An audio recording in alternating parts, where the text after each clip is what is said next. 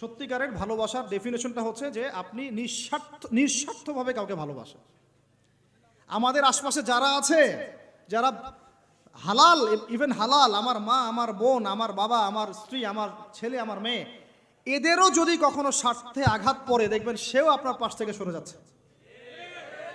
এমন হয়নি কখনো? আপনার বন্ধু, আপনার ব্যবসার পার্টনার, আপনার বস, আপনার কলিগ, ওদের স্বার্থে আঘাত হলে ওরাও সরে যাচ্ছে পাশ থেকে, জিগরি দোষ সরে গেল পাশ থেকে। হয় না এমন? ভালোবাসা দুই প্রকার। বলেন কয় প্রকার? একটা হচ্ছে নিঃস্বার্থ ভালোবাসা। কি স্বার্থ? কোনো স্বার্থ নাই, নিঃস্বার্থভাবে ভালোবাসা। একটা হচ্ছে কোনো না কোনো স্বার্থ জড়িত আছে এমন ভালোবাসা।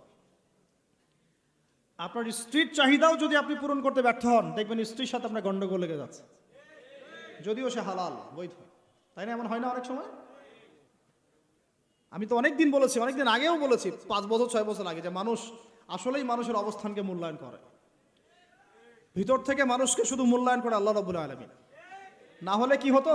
এই যে এত অন্যায় আমরা করেছি, আল্লাহ পাক কি আমাদেরকে ছেড়ে দিয়েছেন, ফেলে দিয়েছেন, গজবে ধ্বংস করে দিয়েছেন? এই যে আল্লাহ পাক যে আমাদেরকে মহব্বত করেন, ভালোবাসেন, তার প্রমাণ এগুলো।